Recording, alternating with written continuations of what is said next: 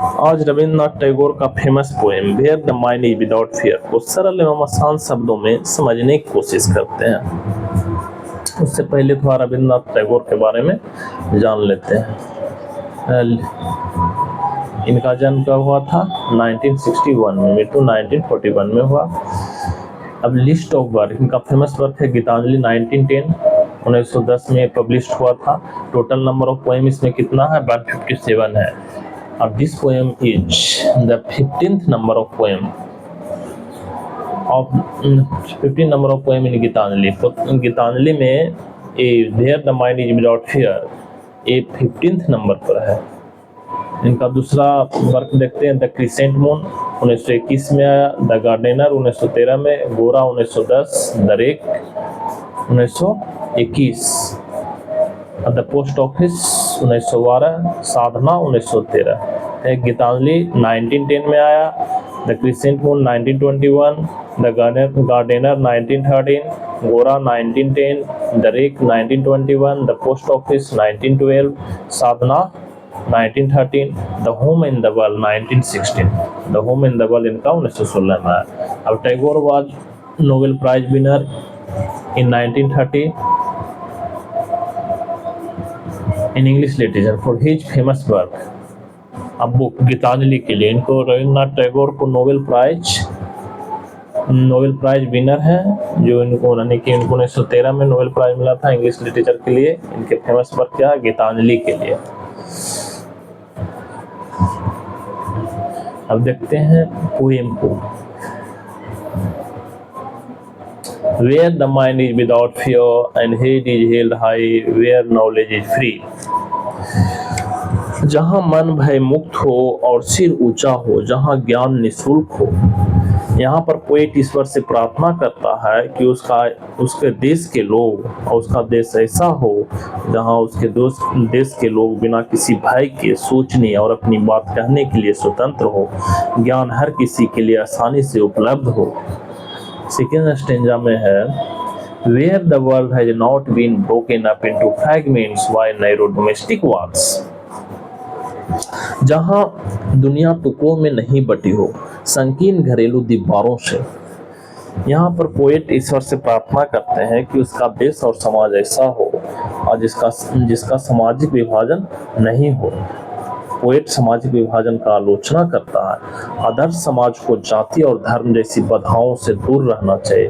यहाँ पोएट ईश्वर से प्रार्थना करता है कि उसका समाज है जो जाति और धर्म की बाधाओं से परे हो, दूर हो। उसके समाज में जाति और धर्म की जो बाधाएं होती है, जो समाज को तोड़ता है, वो नहीं हो। नेक्स्ट स्टेंजा हम लोग देखते हैं, where words come out from depth of the truth, where a tireless striving stretches its arm towards perfection। जहाँ सत्य की गहराई से शब्द निकलते हों, जहाँ अथक प्रयास पूर्णता की ओर अपनी बाहें फैलाता हो। यहाँ कवि ईश्वर से प्रार्थना करते हैं कि उसका ऐसा समाज हो कि उसके समाज के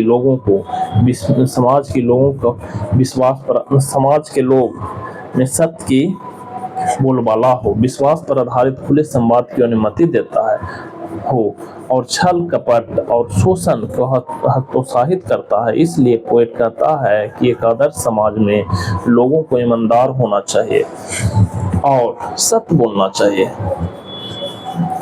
नेक्स्ट स्टेंजा हम लोग देखते हैं, where the clear stream of reason has not lost its way into dreary desert of dead habit। जहाँ तर्क की स्पष्ट धाराओं ने अपना रास्ता नहीं खोया है मित आदत की उदास रेगिस्तान में। इस स्टेंजा में पोएट फिगर ऑफ स्पीच का भी प्रयोग किए हैं। तर्क की स्पष्ट धारा आलोचनात्मक सोच और तर्क का प्रतिनिधित्व करते मित आदत की नीरस रेगिस्तान परंपराओं या पुरानी प्रथाओं को आंख मूंदकर अनुसरण करने का प्रतिनिधित्व करती है। एक आदर्श समाज में सदस्य तर्क और कारण का उपयोग करता और पुरानी परंपराओं को आंख मूंदकर पालन नहीं करता। जो पुरानी परंपराओं चल रहा है उस पर सोच विचार करके उसको पालन करता है। ये ऐसा उसका देश हुआ, उसके देश का लोग हुए, कभी ईश्वर से प्रार्थना करते हैं। Next,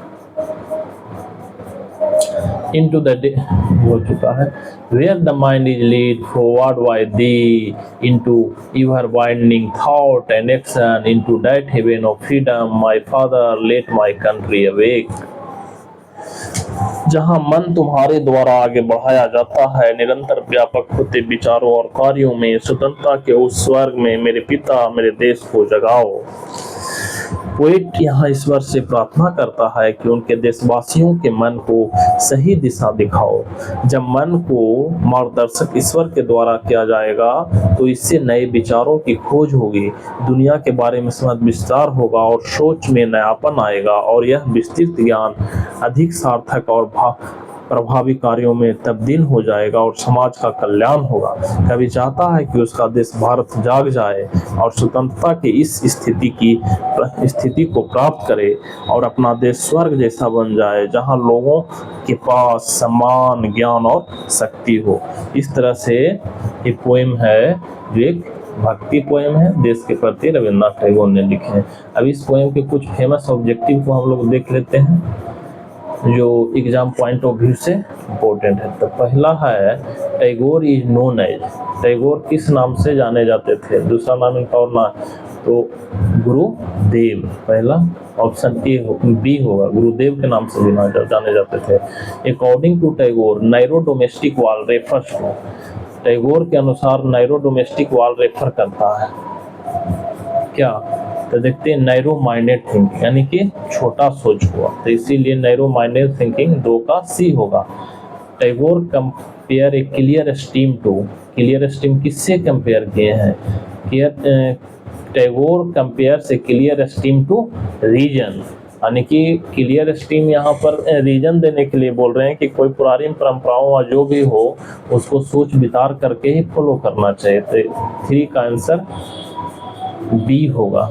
in the sentence where the mind is led forward by thee, the word thee refers to, यहाँ दी ओल्ड इंग्लिश में यू को दी बोला जाता था, तो यहाँ पोएट है रविन्द्रनाथ टैगोर जो दी किसके लिए यूज किए हैं, तो ईश्वर के लिए किए हैं, तो सी इसका सही आंसर होगा सी।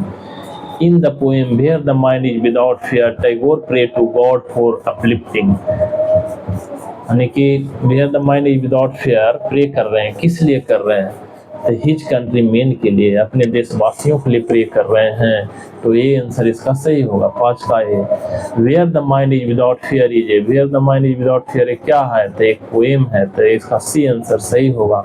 नैरो डोमेस्टिक वॉल मीन क्या है, नैरो डोमेस्टिक वॉल मीन्स क्या होता है, तो इसका हो जाएगा सोशल प्रीजुडिस, जो हमारे समाज में ईर्ष्या है, जाति धर्म और बहुत तरह का पुराने विचारों वो सबको नैरो डोमेस्टिक वॉल यहाँ बोला गया, मतलब सोशल प्रीजुडिस, सामाजिक बुराई जो होता है, सामाजिक ईर्ष्या होता है जिसको जाति में, उसके बाद धर्म में समाज को जो बांटा जाता है, इसी को इसका हुआ narrow domestic wall means.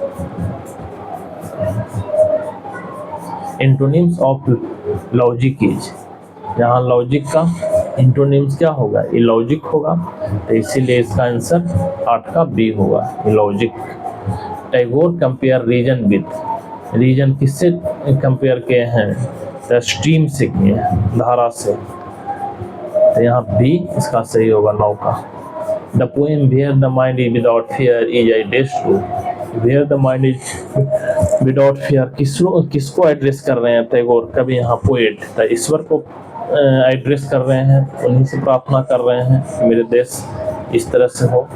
Should be without according to Tagore the mind, तो यहाँ शुड बी विदाउट, टैगोर के अनुसार मन माइंड कैसा होना चाहिए, should be without according to Tagore, Tagore यहाँ माइंड के लिए क्या बोले, फियर, भय है यहाँ पर, तो सी आंसर हो जाएगा when was Tagore born, Tagore कब जन्म लिए थे? तो 1861 में, 1861 में। Where was Tagore born, Tagore कहाँ पटना जन्म लिए थे? तो कलकत्ता में जन्म लिए थे। तो इसका सी, 13 का सी सही आंसर होगा। 14 the national anthem of India Jana Gana मन हैज बीन कंपोज्ड बाय, किसके द्वारा कंपोज किया गया राष्ट्रगीत, राष्ट्रगान? रविन्द्रनाथ टैगोर के द्वारा। तो इसका 14 का ए आंसर होगा। National in Gitanjali there are dash poem, Gitanjali में कितना पोएम है? तो 15 का ए होगा, यानी कि 157 पोएम है। The poem where the mind is without fair is written by, इनके द्वारा लिखा गया था, रविन्द्रनाथ टैगोर के द्वारा लिखा गया। इसका ए आंसर सही होगा 16 का। Rabindranath Tagore is well known poet from, well known poet थे कहाँ से, इस भाषा में well known poet? Rabindranath Tagore is well known poet from, कहाँ से थे? Rabindranath famous poem West Bengal से, तो बंगाल से वेल नोन, बहुत फेमस पोएम। तो बी आंसर इसका सही होगा 17 का। 18 के Rabindranath Tagore was awarded the Nobel prize for literature in the year, उनको नोबेल प्राइज किस वर्ष मिला था रविन्द्रनाथ टैगोर को? तो 18 का सी हो जाएगा 1913 में। Which of the flowing is a very famous work of work by Tagore, famous work Tagore का? तो बी गीतांजलि टैगोर का बहुत फेमस वर्क है। बी आंसर इसका सही होगा। What is meant by the sub cloud where the mind is without fear and head is held high, 20 का सही answer. Where the mind is without fear and head is held high, इसका मतलब क्या हुआ? To be fearless and self respecting, मतलब कि ऐसा देश, ऐसा उस समाज के लोग हों, उसके देश के लोग जो फेयरलेस हो, भय रहित हो और सेल्फ जो आदर सम्मान के साथ जिए। तो इसका आंसर ए होगा। Gitanjali was published by Tagore, Tagore के द्वारा गीतांजलि कब पब्लिश किया गया था? तो 1910 में। तो इसका आंसर हो जाएगा 21 का बी। इस तरह से where the mind is without poem, उसका ऑब्जेक्टिव और पोएम का एक्सप्लेनेशन समाप्त हुआ। वीडियो को लाइक, सब्सक्राइब और शेयर और कमेंट करें। Thank you.